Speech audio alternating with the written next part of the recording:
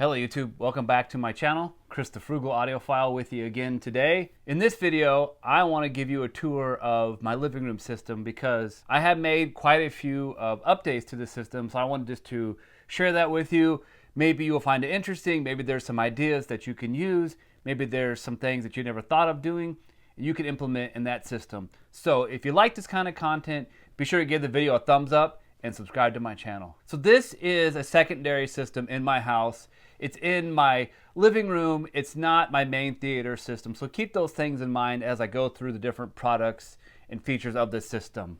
Now, to begin with, we have the TV, and this is a TCL 3 Series Roku 32-inch TV. And you can see I have Ready Player One kind of queued up. I like using this because it's nice and bright and it cuts down on reflections. But anyway, this is a 32-inch Roku TV. Now, the 3 Series is their lowest series of TVs. I'm not really sure if they make a lower one. If they do, it's not really commonly available. And I got this TV on sale a couple of years ago on Black Friday for $130, which I thought was a really good price for a smart 32-inch TV, and I do like the Roku operating system. But that does mean there are some trade-offs with this TV. First of all, it does not have a fantastic picture. I mean, it's okay, it is passable, but black levels are really not existent. I don't really think this TV knows what black is. It's actually more of a dark gray, as you can see here in this shot. And so that means the contrast is also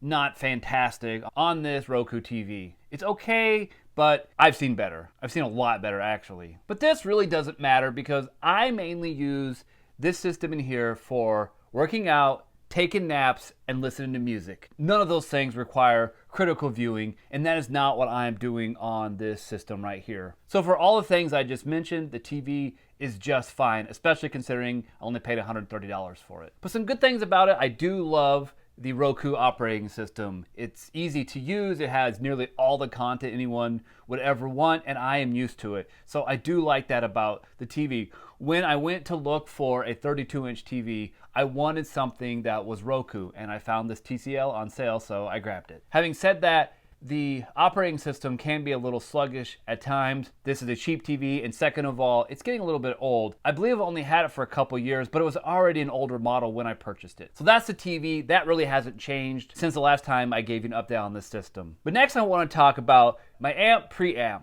And that has changed in the past few months. And right now, I'm using the Acrylic BP50, which is a relatively new product and certainly a newer piece of gear for myself. And what the BP50 is a preamp with HDMI ARC. That's right, it's just a preamp. There's no amplification built into it except for the little bit that's used for the outputs, the little op amps. But other than that, there's no speaker amplification built into the BP50. So what that allows you to do is use your own amplifier, your own speakers, and even your own DAC. More about that as we go on just a little bit here. But I am really liking the BP50. It enables me to use just one remote, the Roku Voice Remote Pro. This is not the original remote that came with the TV. I did add this into the system. And I love this remote. It has all the features I need, plus these macro buttons are really handy to have. But this controls everything. Of course, it doesn't control a Blu-ray player if I were to add that into the system, but I don't need that in here. So this does everything that I need it to do. And with the BP50, even the volume and mute works. Not only that, the BP50 powers on when I power on my TV. Now, I find this to be a super handy feature to have. I don't necessarily have to have that in my systems. My system in the bedroom does not have these features. This system is also used for guests, and a simplified system is a good thing for them. So far as the HDMI ARC operation, I have not had any issues with the BP50. If you remember before, I had the B50 and I did have issues with the ARC on that amplifier. That has not been the case for the BP50. Now, another awesome feature of the BP50 is the fact that you can bring your own DAC. That's right, the optical and coaxial output on the BP50 is variable. So right now, I have it directly connected to my Swan OS 10 speakers, more on them in a little bit, via optical, and I can control the volume. And I think that's really awesome because that means you can either use the DAC in your powered speakers, or you can bring your own DAC and then connect that via RCA, or even balanced if you had a balanced DAC and balanced speakers to get sound into your speakers. And I think that there would be some sound quality gains to be had there. I'm not super concerned about it in this setup, but if that's something that is of interest to you, it's nice to know that feature is there on the BP50. So to sum up, this makes the BP50 the piece of gear for which I have been looking for years. It solves a lot of issues in this system and just works reliably. Now it does have a couple of quirks. First of all, I cannot get the volume to stop skipping in increments of 6 when I use the TV remote. So that is kind of a big jump in volume and very annoying. When I use the volume dial on the BP50, it does it in increments of 1 or however you set it within its own app. That's working just fine. So I don't know what's happening through ARC between the TV and the BP50 itself, but something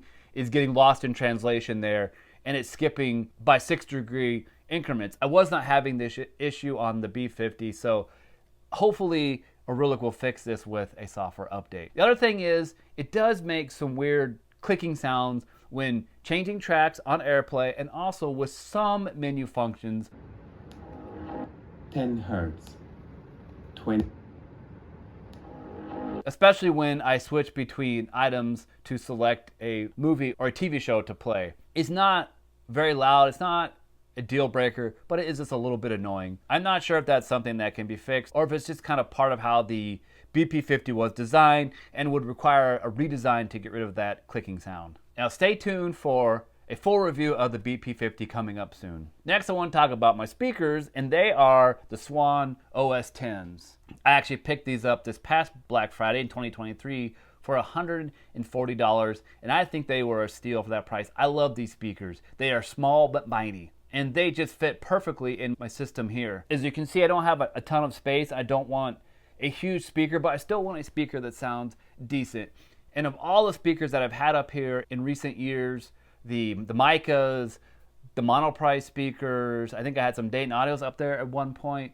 These are the best that I've ever had in this system. I'm really loving these speakers. Next I want to talk about my sub. You can't see it right now in this shot because it's over there on the other side of the room. More about that in just a bit, but it is next to my couch, kinda in a corner. Well, it's best I can get it in a corner in this room. And it is the monoprice SSW10. It is a low profile 10-inch subwoofer.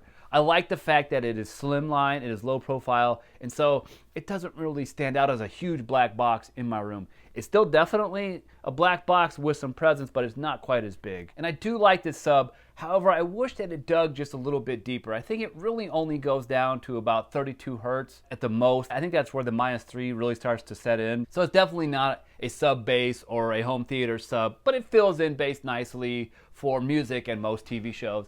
Again, this is not a critical viewing or listening space. And I picked that sub up for $125 a year or so ago, which I thought was a great price. Currently, I see it's on monoprice for $135, which is still a good deal.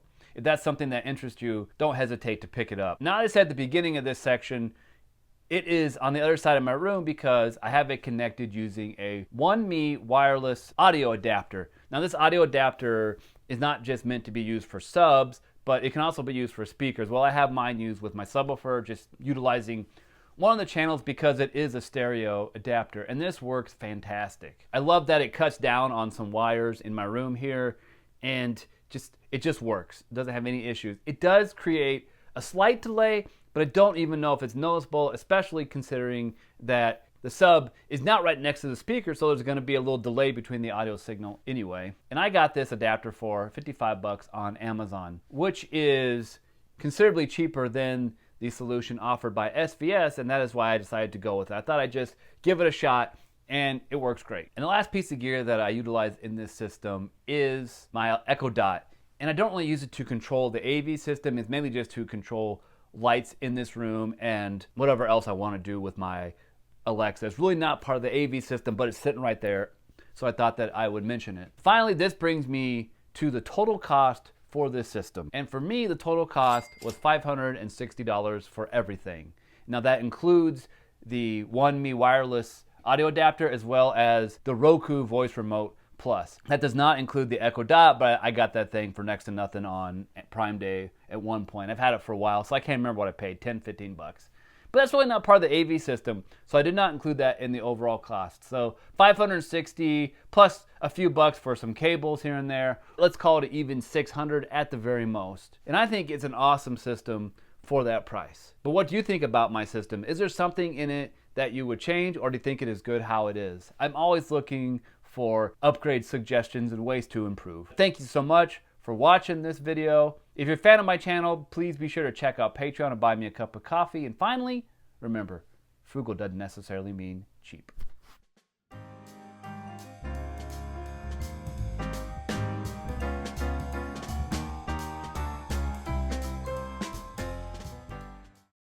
Let's hope you didn't shut off. I kill you.